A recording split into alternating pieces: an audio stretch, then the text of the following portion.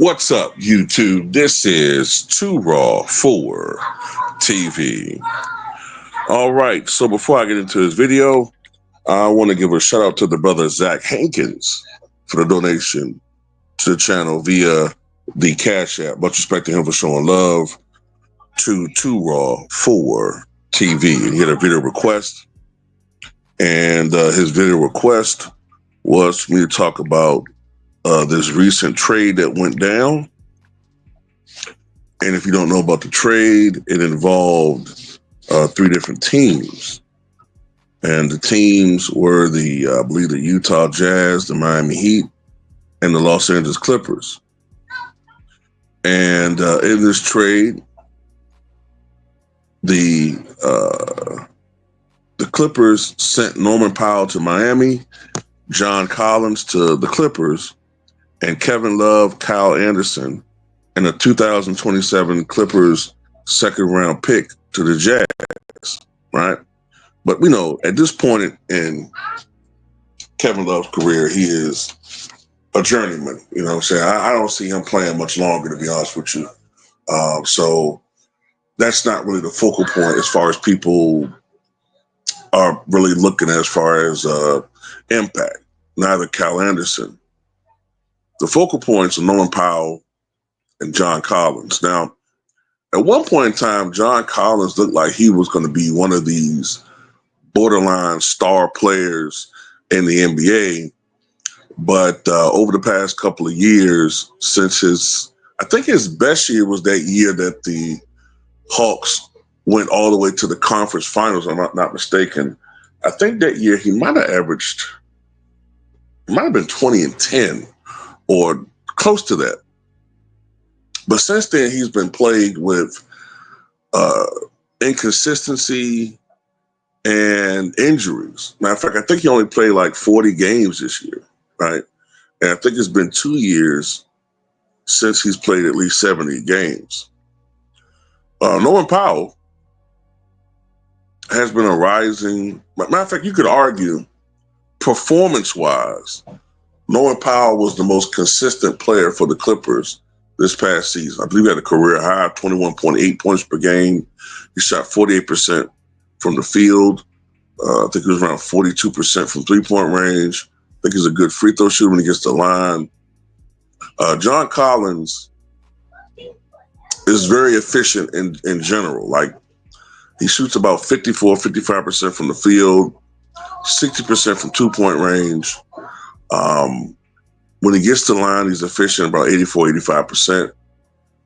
Usually averages around 7, 8, 9 rebounds. Is basically a stretch four or a four that has stretch potential. I remember him being a good defender, but I just remember his activity, his productivity over the past couple of years has been inconsistent. So this is the thing, like, as far as who won the trade, it's too early to say, I think, at this time, man. It's too early to say. Like, you can make the argument that Norman Powell is essentially a replacement for Jimmy Butler. He doesn't have Jimmy Butler's dog. He's not the dog that Jimmy Butler is. I also don't think he has quite the knack for drawing fouls that Butler has. But if you're talking about scoring, he's going to give you close to what Jimmy Butler was giving you. Maybe not prime Jimmy Butler as far as playoff Jimmy. He's not going to give you that. But you're talking about like on a per night basis in the regular season, he's going to give you probably 18 to 20 points a night. Norman Powell, with the potential of giving you 23, 24 points, right, a night. Of course, it's going to be outlier nights. We gives you more than that, but that's pretty much what we're going to give you. Unlike Jimmy, Norman Powell is also a guy that's going to be able to shoot from outside. Now, Butler could occasionally knock down outside shots, but Powell is much more consistent in that. And that should help Tyler Hero a lot too. You know what I'm saying? So I expect Tyler Hero's efficiency to go up, and that should help Bam too. I'm assuming that in the pecking order, Norman Powell is going to be third, perhaps even fourth, but probably third, and maybe he might wind up being a little bit higher than that eventually. Now, John Collins is going to a Clippers team that is probably going to play a little differently. When you look at the squad, matter of fact, I think I did their projected lineups. Let's see if I still have that piece of paper. I got this video request yesterday. I think I still have it. Let me see if I can find it. Yeah. So the starting lineup, projected starting lineup next year for the Clippers, for the Heat, is going to be Norman Powell, Bam Adebayo, Tyler Hero, Kalel Ware at center. I think Bam's going to play power forward. Wiggins, I guess, is going to be small for Andrew Wiggins. Tyler Hero might play the point, I guess. And Norman Powell is going to be the shooting guard. All right. For the Clippers, James Harden might get the start, I guess. Backing up him might be Patty Mills. As shooting guard is going to be Dunn and Bogdanovic. Kawhi Leonard, small forward. John Collins at power forward. And Zubac and Lopez at the center. Lopez, of course, was acquired by the Clippers.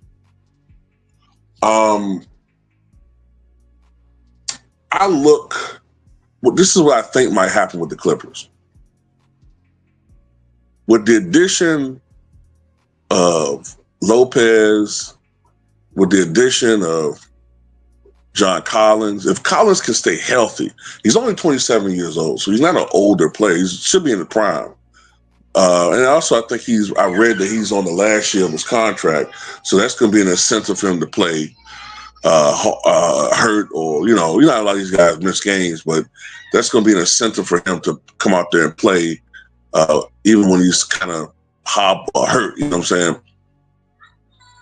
But anyway, I wouldn't be surprised if James Harden comes out scoring under 20 points per game this year, but leading the league in assists. With John Collins, especially there, and Zubac and Brook Lopez, they may not have Brook out on the perimeter as much. They may have those guys roll into the basket for lobs. It might even be some sort of revival of sorts of Lob City. Matter of fact, I wouldn't even be surprised if you listen to what Chris Paul said recently about wanting to be back in LA for his last year. I wouldn't even be surprised if he re-signs with the Clippers for his last year. And they might bring back some variation of Lob City.